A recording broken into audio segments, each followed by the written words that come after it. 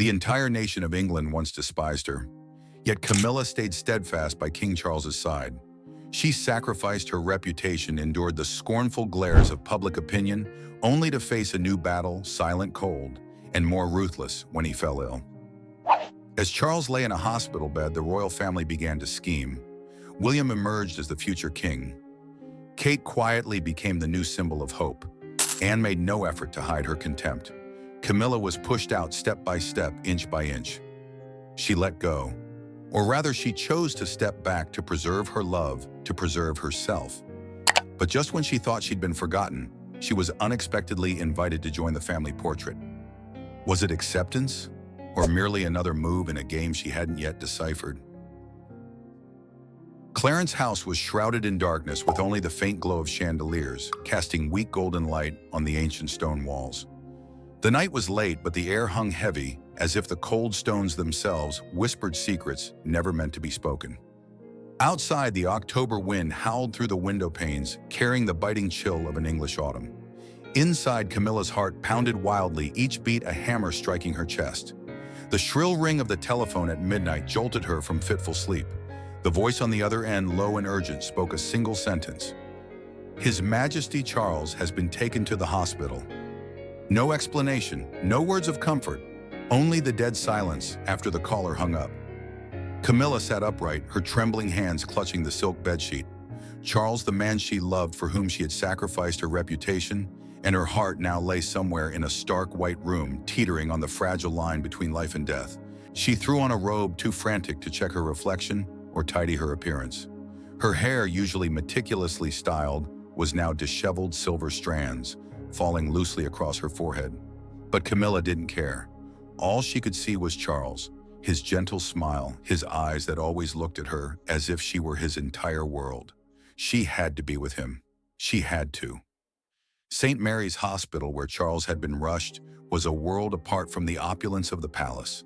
Long corridors, the sharp smell of antiseptic, and harsh fluorescent lights made Camilla feel as though she'd been thrust into a nightmare. She walked quickly, her high heels clicking urgently on the stone floor, but each step grew heavier under the weight of the gazes around her. Medical staff bowed respectfully, but Camilla didn't miss their curious glances. The hushed whispers stifled behind hands. Queen Consort, they called her, but in their tones she heard caution, even contempt. In the waiting room, William and Anne were already there. William stood by the window, his broad shoulders in a dark suit, taut as if bearing the weight of a kingdom. He didn't turn when Camilla entered, but his silence cut sharper than any words. Anne, with her stern face and eyes like knives, sat in an armchair, her hands clasped tightly. No one greeted her. No one stood. The air in the small room felt drained of oxygen, leaving only suffocating tension. "How is he?" Camilla asked, her voice hoarse, almost pleading. She looked at Anne, then William, desperate for an answer, even a sliver of hope. Anne raised her head slowly, her gaze unwavering. "The doctors are still examining him. His condition is unstable." Her voice was even, but Camilla sensed the coldness beneath each word, as if Anne were speaking to a stranger. William finally turned. His deep blue eyes, so like Charles's, locked onto Camilla's. But there was no warmth, no comfort, only an icy wall. "We need to prepare for every scenario," he said, his voice low, but firm, like a king issuing a command. Every scenario, he emphasized, and Camilla understood. It wasn't just about Charles's health. It was about the throne, the future of the kingdom, her place in it. She wanted to scream, to insist that Charles was still alive, that he would pull through, that she didn't care about the throne or titles. But the words caught in her throat. Instead, she nodded, her lips pressed tight to hold back the tidal wave of emotions threatening to spill. When Camilla was finally allowed to see Charles, dawn was breaking. Weak sunlight slipped through the curtains, illuminating his pale face. He lay there, surrounded by tubes and machines smaller and more fragile than she'd ever seen him. Camilla took his hand, cold and still. "Charles," she whispered, tears silently streaming down her cheeks. "You have to be strong. For me. For us." But Charles didn't respond. Only the steady beep of the heart monitor answered, a cruel reminder that time was slipping away, and every second could be his last. As Camilla left the room, she heard murmurs from the corridor. A group of reporters had gathered outside, defying the royal ban. King Charles's health is gravely weakened, a voice crackled from someone's radio. Rumors about the throne are spreading. Camilla froze, her heart constricting. Rumors. Always rumors. They had haunted her for decades, ever since she was branded the woman who destroyed Diana's happiness. And now, with Charles lying there, they rose again, sharp as blades. She turned back, catching sight of William and Anne at the end of the corridor. William was speaking to an advisor, his voice low but resolute. Anne stood with her arms crossed, her gaze sliding past Camilla, as if she were a mere shadow. In that moment, Camilla realized this wasn't just the fear of losing Charles. It was the beginning of a war she wasn't sure she could win.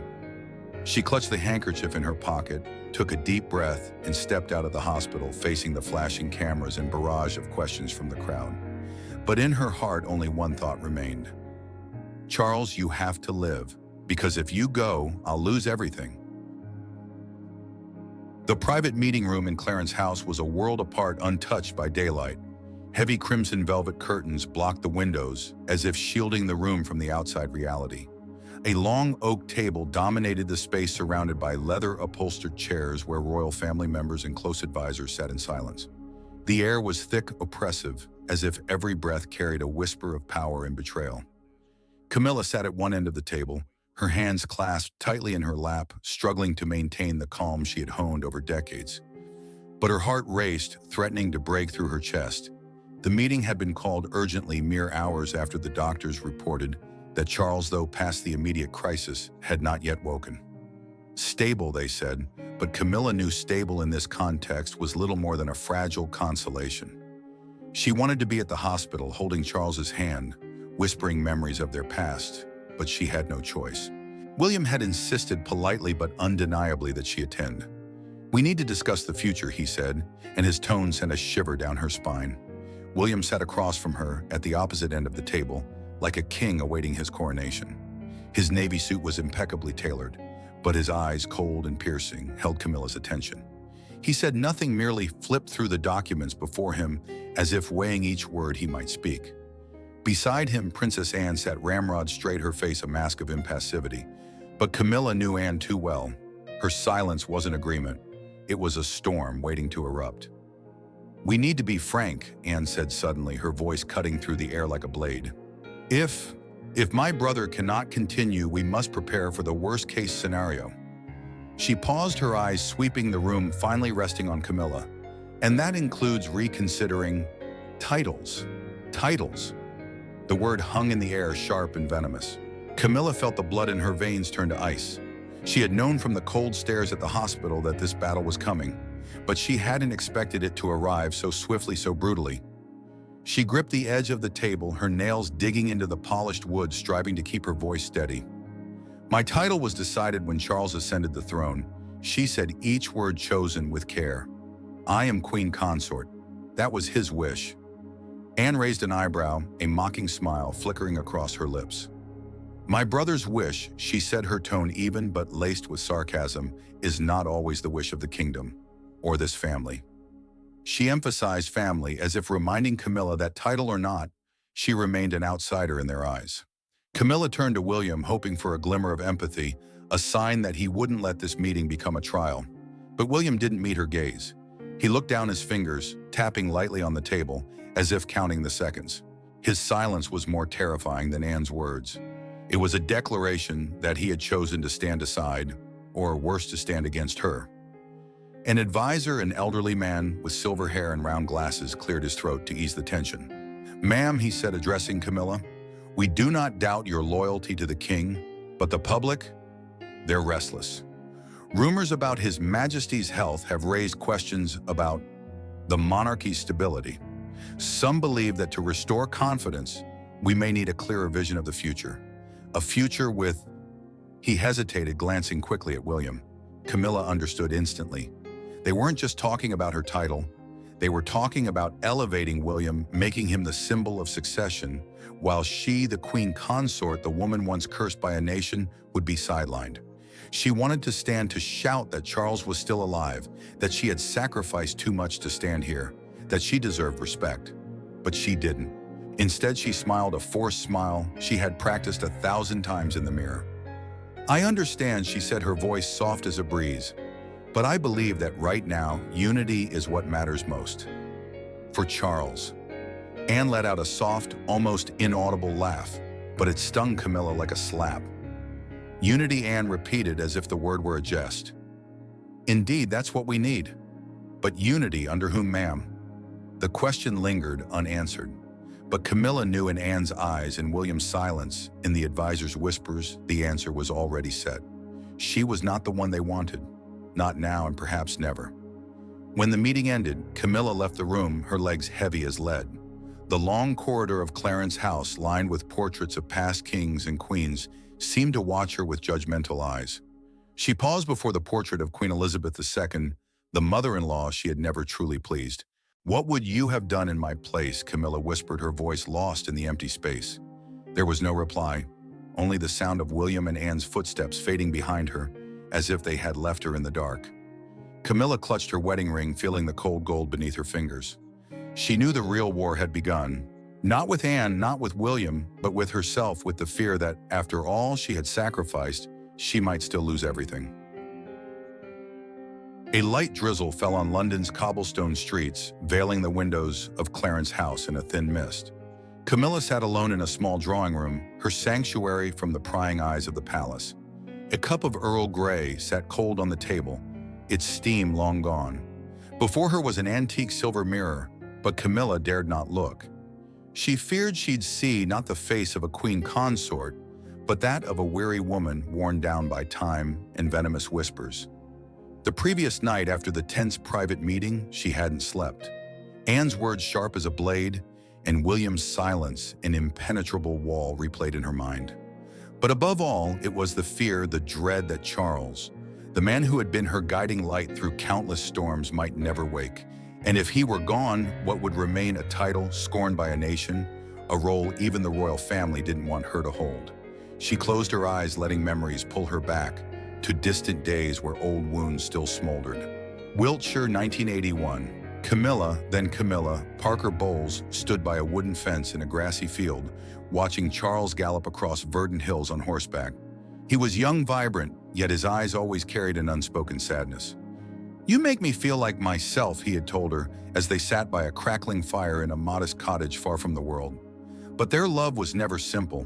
It was a flame burning on the edge of duty and scandal, passion, and a nation's outrage. When Charles married Diana, Camilla thought her heart would shatter. She locked herself away in her countryside home, avoiding newspapers that branded her the other woman, the destroyer of happiness. But Charles always found her through handwritten letters or brief midnight calls. "I can't live without you," he said, and Camilla, knowing the cost of their love, couldn't turn away. Years passed, scandals erupted, Diana died, and Camilla became England's enemy. Every step she took beside Charles was a battle against the public, the press, her own conscience. When Charles ascended the throne and declared her queen consort, she naively believed the darkest days were behind her. But now in this cold room, she realized she had never truly escaped the shadow of her past. A soft knock at the door snapped her back to the present. A maid entered, placing a stack of fresh newspapers on the table. "Ma'am, these are today's papers," the girl said, her voice trembling, as if aware the pages held poison. Camilla nodded, dismissing her, then slowly opened the first paper. The headline hit like a punch. "King Charles weakens, William and Kate, the future of the monarchy." She flipped through the pages, each word a knife to her heart. The articles didn't just discuss Charles's health, but heralded the new image of the monarchy, William and Kate, the perfect couple, praised as embodiments of stability and hope. A large photo filled a page, Kate, in an elegant green dress, beaming beside William at a charity event. Beneath it, the caption read, "The Princess of Wales, the woman leading the nation through the storm." Camilla's throat tightened. Kate, the woman she once thought an ally who had shared warm smiles at royal events. But now she saw Kate for what she was, not just a princess, but a strategist shaping her image in the public's eyes. Every article, every photo was an arrow aimed at Camilla, not overtly, but enough to make her feel cast aside. She stood walking to the window, watching the rain fall silently on the garden. In that moment, a sharp question pierced her. Was this fame worth all the pain? She had fought her whole life to stand by Charles to be recognized as queen consort. But at what cost? Sleepless nights, scornful stares, and now isolation within the royal family itself. Camilla touched the cold glass, feeling as if it were the wall separating her from the world. She recalled a moment when Charles, in a rare display of vulnerability, had said, "You are my strength, Camilla. But I fear I've dragged you into a battle that never ends." She had laughed then, reassuring him she was strong enough to face it all. But now she wasn't so sure. The phone rang, interrupting her thoughts. It was one of Charles's advisors, his voice low and urgent. "Ma'am, we've just received an update from the hospital. The king, his condition hasn't improved. And..." He hesitated, as if reluctant to continue. "There are rumors that some royals are discussing altering the succession plans. You need to be prepared." Camilla gripped the phone, her nails digging into her palm. "Thank you," she said, her voice eerily calm. But as she hung up, the floor seemed to crumble beneath her. Altering succession plans. She didn't need it spelled out to know what it meant. They didn't just want her out of the spotlight. They wanted to erase her from the monarchy's history. She turned back, her gaze falling on the newspapers lingering on Kate's photo. That perfect smile, those confident eyes. Camilla realized this war wasn't just with Anne or William. Another hand, more subtle, was pulling strings behind the scenes. And for the first time, she wondered if she had the strength to keep fighting. Balmoral Castle, nestled among Scotland's rugged hills, always carried an austere beauty. Its grey stone walls, cloaked in green moss, stood like steadfast sentinels, defying time and the biting wind. Tonight the sky was pitch black, starless, with only the howl of the wind through the pine forests, as if recounting the painful tales of the past. Camilla stood by the window of the grand drawing room, her hands clutching a silk scarf, staring into the endless darkness. She had come at Anne's invitation, an invitation she knew wasn't born of kindness, but of challenge. Charles remained in the hospital hundreds of miles away. The doctors said he showed signs of improvement, but Camilla couldn't shake her unease.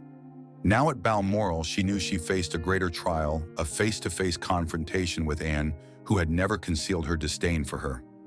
Footsteps echoed on the wooden floor, steady and resolute. Camilla turned to see Anne enter the room. The princess wore a simple sweater and trousers, but her demeanor, direct, uncompromising, made her seem like a general preparing for battle. Anne's eyes swept over Camilla, offering no smile, no greeting. She sat in the armchair opposite, gesturing for Camilla to sit. "We need to talk," Anne said, her voice low but sharp as a blade. No beating around the bush. Camilla took a deep breath, sitting down, her hands resting lightly on her lap. She had braced herself for this confrontation, but the room's cold, oppressive air made her feel trapped in an invisible cage. "I'm always ready to listen," she replied, striving to keep her voice steady, though her heart raced. Anne leaned forward, her eyes locking onto Camilla's. "You know why I asked you here," she said without hesitation. "The monarchy is at a crossroads. My brother, Charles, may never be the same. And if that happens, we need a true leader, not someone with a title the nation won't accept." The words struck like a lash, sharp and merciless. Camilla felt heat rise to her face, but she restrained herself, her nails digging into her palms. "My title was Charles's wish," she said, her voice low but firm. "I'm not here to vie for power, Anne. I'm here for him." Anne let out a soft, cold laugh, as if Camilla's words were a jest. For him, she repeated, her tone dripping with sarcasm. "You're here for love, is that it? Or for the crown you've dreamed of since you were Camilla Parker Bowles?" The woman lurking behind Diana's name, wielded like a dagger, made Camilla falter. Her chest tightened, memories of years cursed by the nation flooding back. Anonymous letters, articles branding her a homewrecker, nights spent crying alone, wondering if her love for Charles was worth the cost. "I never meant to hurt Diana," she said, her voice trembling, almost pleading. "I didn't choose this path, Anne. It chose me." Anne raised an eyebrow, her gaze unflinching. "But you walked it, Camilla, and you left scars on this family, on this nation. Do you think the public has forgiven you? Do you think we have?" She paused, letting the silence engulf the room. "You may be queen consort in name, but you'll never be a queen in our eyes." The words, blunt and brutal, struck at Camilla's pride. For a moment, she felt exposed, as if all her efforts, her sacrifices were meaningless. She wanted to retort, to shout that she had fought her whole life for recognition, that she loved Charles more than anyone in that room. But instead, tears welled up. She pressed her lips together, turning away to hide her vulnerability. Anne stood moving to the fireplace where flames crackled softly. "I'm not here to hurt you," she said, her tone softening slightly but still firm. "But I'm here to protect this family. And if you truly love my brother, you'll understand that sometimes love means letting go." Camilla looked up, meeting Anne's gaze. For the first time in their exchange, anger overpowered her pain. "Letting go," she echoed, her voice rising sharper. "You think I haven't let go? I've let go of my reputation, my pride to stand by Charles. You think I'm here for the crown? No, Anne. I'm here because he's my entire world." Anne didn't reply. She studied Camilla, her eyes searching, as if probing for a crack in the armor Camilla had built. Finally, she nodded, a gesture almost reluctant. "Perhaps you're telling the truth," she said. "But that doesn't change the fact that this nation doesn't want you, and sooner or later, you'll have to face that." Anne left, leaving Camilla alone in the frigid room. The wind outside still howled, as if mocking her fragility. Camilla stood moving to the fireplace, watching the flames dance. In their flickering light, she saw her reflection in the glass, a woman who had fought too long, but now for the first time began to doubt whether she could go on. She touched her wedding ring, feeling the worn gold beneath her fingers. "Charles," she whispered, her voice lost. "If you were here, what would you say?" But only silence answered, and in that silence, Camilla felt a small, profound crack form in her pride. Clarence's house, usually serene as an old painting, now hummed with unavoidable sounds. The relentless ringing of phones, the hurried footsteps of staff, and the anxious murmurs of advisors blended into a chaotic symphony. Camilla sat in her private study, a small room with oak bookshelves and the scent of aged paper, trying to focus on a letter she was writing to Charles. But each line blurred before her eyes, overshadowed by the vicious headlines of the morning's papers. She didn't need to open the newspapers to know their contents. Since dawn, advisors had brought copies, their faces a mix of worry and embarrassment. Camilla sidelined from the monarchy's future plans. One major paper blared. Another, bolder, declared, "William, the new leader of the nation." A photo of William in a navy suit addressing a crowd at a public event dominated the front page. His smile, confident, warm, was something Camilla once thought signaled reconciliation. But now she saw it as a weapon as sharp as his silence during the private meeting. Camilla set her pen down, her hands trembling slightly. Through the lens of the media, the entire nation was turning its back on her. Rumors, once mere whispers in the corridors, had become public daggers aimed at her heart. She stood walking to the window, gazing at the garden, where rose bushes wilted under the early winter chill. Beyond, she saw reporters gathered at the gate, their camera lenses glinting like predatory eyes. They'd been there since morning, defying the royal ban. Camilla knew every gesture, every glance of hers could become tomorrow's headline. But she didn't fear the press. What she feared was the truth behind their words, that she was being isolated, not just within the palace, but from the history she had spent her life trying to be part of. At St. Mary's Hospital, Charles lay frail and distant. Camilla had visited him that morning before the media storm erupted. He had opened his eyes for the first time in days and offered a faint smile. "You look tired," he whispered, his voice so weak she had to lean close to hear. She wanted to tell him everything about Anne, William, the papers, but instead she gripped his hand, smiled and said, "Just get better. Everything will be fine." But both knew it was a lie. Charles was no longer the commanding king she once knew. He was exhausted, not just by illness, but by the burden of the crown. He had tried to maintain control, issuing brief directives from his hospital bed, but his voice no longer carried far. Advisors, once fiercely loyal, now quietly turned their eyes to William. Camilla saw it in how they bowed to him, in their whispers of the future, as if Charles were already history. She returned to her desk, opening another paper. This time it wasn't just William featured. Kate, in an elegant pearl-colored coat, stood beside him at a children's hospital. The article hailed her as the heart of the monarchy, a woman not only beautiful, but intelligent, adept at connecting with the public. Camilla couldn't deny Kate's allure. She embodied everything Camilla never had: natural grace, public adoration, and a past untainted by scandal. But what pained Camilla wasn't Kate's appearance, it was the calculated precision behind her smile. Every move, every speech was part of a larger plan, one that had no place for Camilla. The phone rang, cutting through her thoughts. It was a senior advisor, his voice urgent and anxious. "Ma'am, we've just received word from a reliable source. An article is about to be published claiming that you've agreed to step back from your central role in the monarchy to make way for William and Kate." He paused as if awaiting her reaction. "We don't know the source of this rumor, but it's spreading fast." Camilla felt her blood turn cold. "Agreed to step back," she echoed, her voice low but trembling. "I never said that." "Who would dare?" She stopped, realizing her question needed no answer. Someone in the palace, perhaps Anne, an advisor, or worse, William himself, had leaked this. Not to inform, but to test public reaction, to pave the way for her removal. She hung up, sinking into her chair, feeling the floor collapse beneath her. In that moment, she felt small, alone, like a pawn on a chessboard she no longer controlled. She recalled Anne's words at Balmoral. "This nation doesn't want you." Then she had tried to dismiss them, clinging to her love for Charles and her pride. But now, with the papers, the rumors, and William's silence, doubt crept in. Did she truly belong here? A knock came at the door, soft but firm.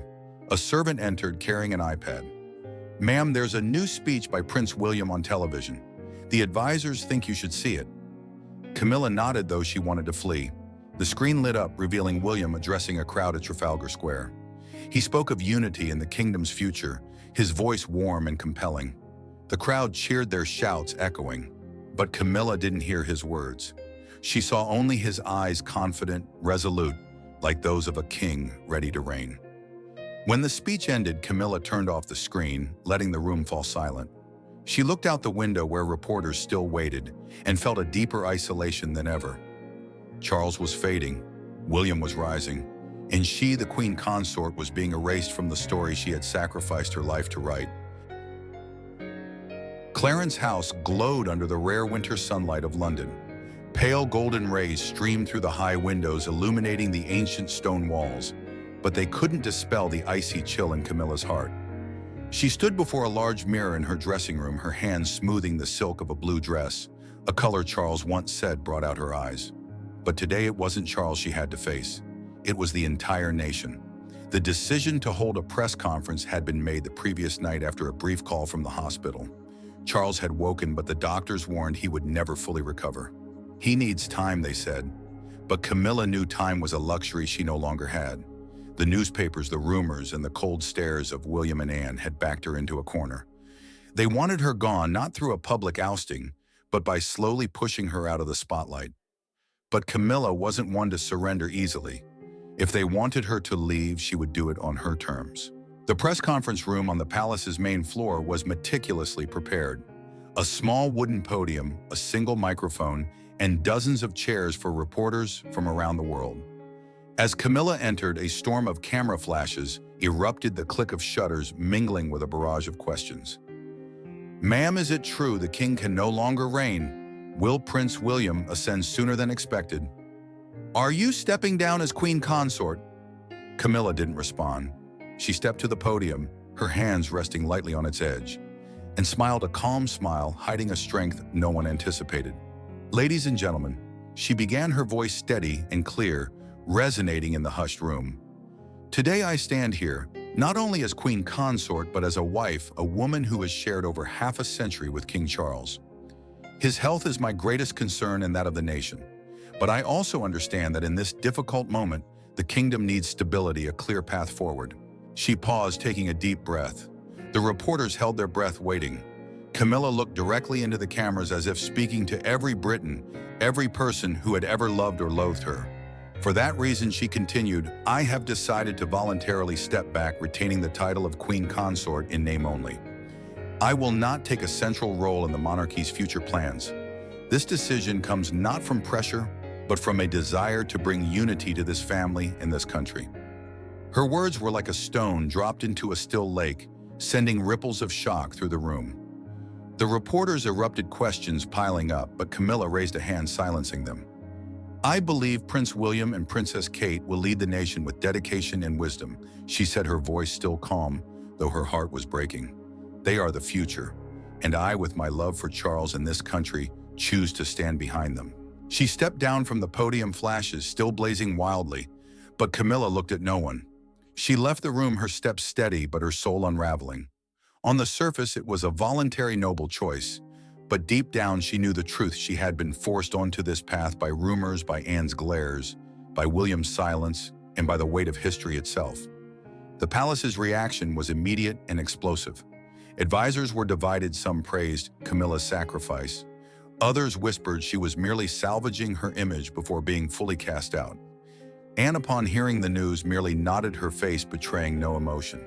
She finally gets it, she told an advisor, her voice icy. William, in his private office, watched a recording of the press conference, his eyes fixed on the screen.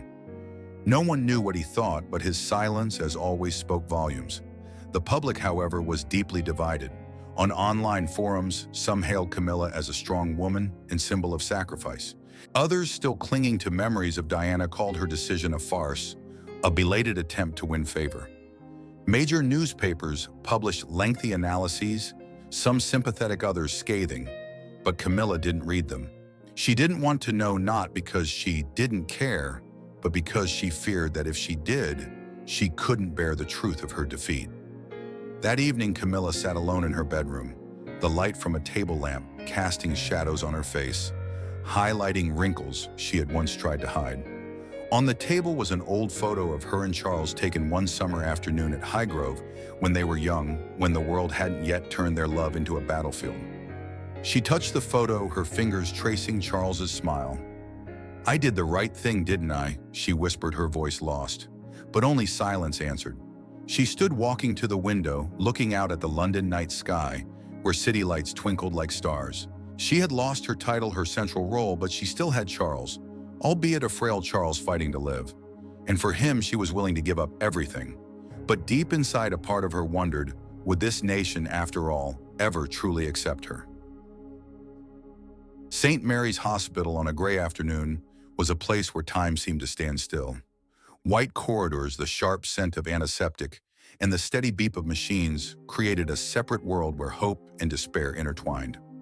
Camilla walked slowly, her low heels tapping lightly on the stone floor, each step heavy with a lifetime of regrets. Charles had been readmitted just weeks after her shocking press conference, where she stepped back.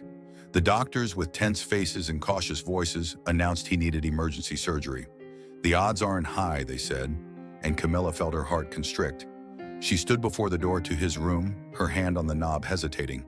Inside was Charles, the man she loved more than life, who had guided her through storms of scandal and scorn, now lying there, fragile as a leaf about to fall. Camilla took a deep breath, pushed the door open, and stepped inside.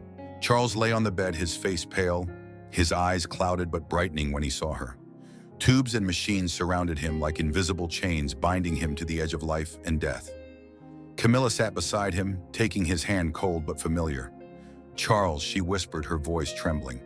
"You can't leave me." He smiled, a faint, loving smile. "Camilla," he said, his voice hoarse, each word a struggle. "You've always been stronger than me. Always."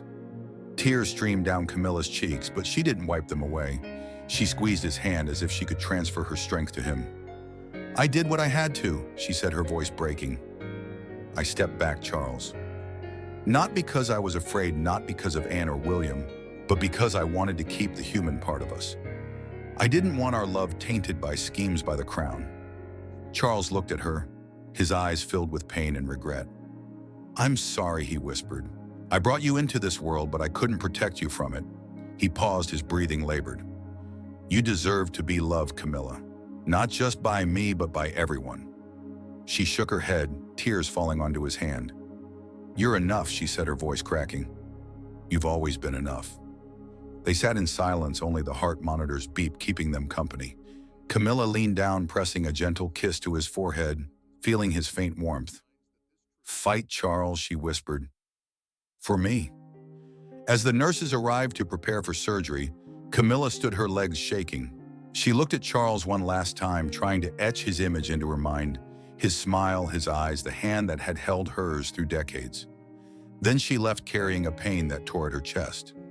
3 months later, the memorial service marking 1 year since Charles's coronation took place at Westminster Abbey. London's sky was veiled in thin clouds, but the atmosphere was steeped in solemnity. The surgery had succeeded, but Charles couldn't attend. He remained in the hospital under constant care, leaving the monarchy to face an unfillable void. Camilla entered the abbey, no crown, no lavish jewels. She wore a simple black dress, her silver hair neatly tied back, her face bare of makeup.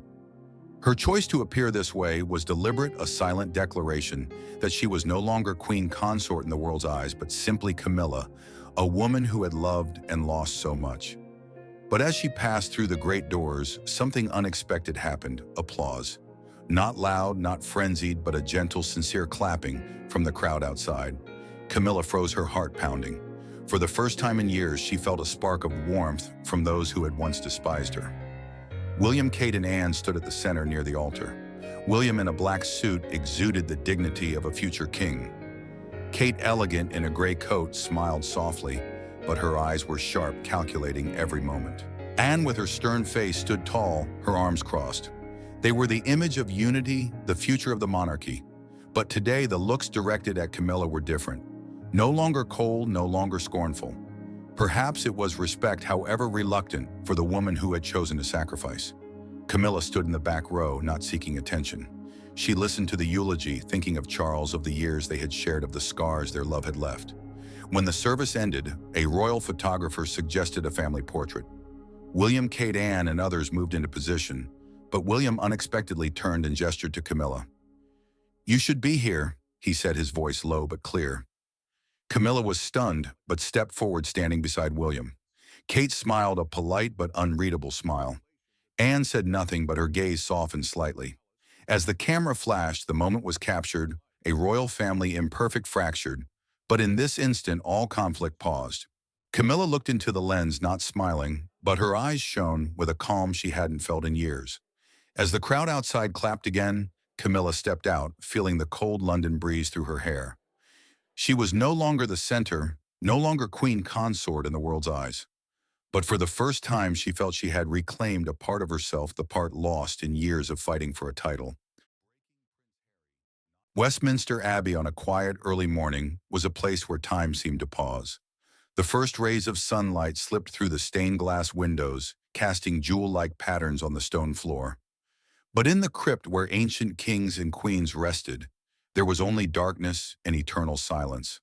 Camilla stood alone before the stone sarcophagi bearing the names of her predecessors, Henry VIII, Elizabeth I, and Victoria.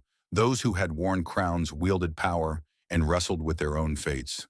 The light from the candle in her hand flickered, illuminating her face, highlighting the wrinkles in the tired but serene eyes that now held a new calm.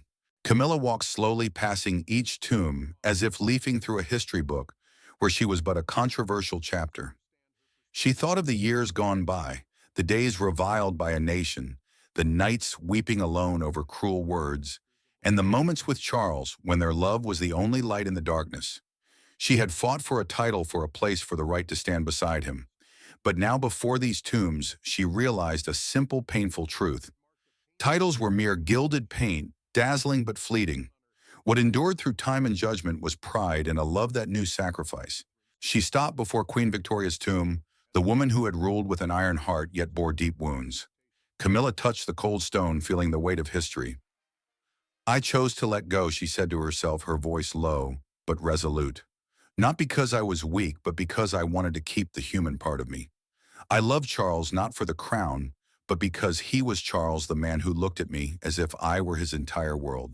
And for him, I was willing to give up everything." Those words, though spoken only in her mind, lifted a burden from Camilla's heart.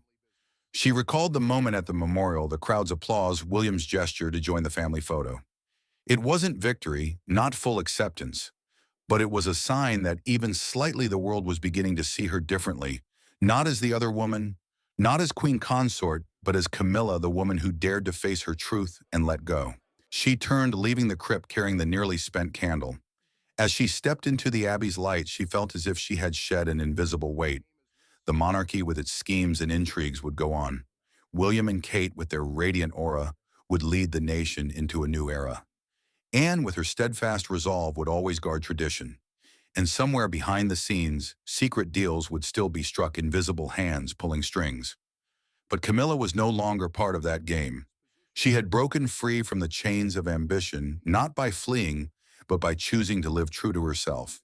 Outside the abbey, the June breeze blew gently, carrying the scent of fresh grass and birdsong.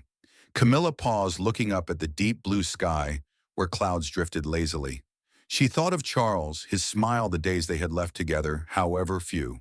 And for the first time in years, she smiled a smile, unforced, unhidden, brimming with freedom. She walked on her shoes, tapping lightly on the stone path, leaving the tombs and shadows behind. The kingdom would continue with new stories, new battles. But Camilla, the woman once judged by the world, had found peace in her own heart, and that she knew was her greatest triumph.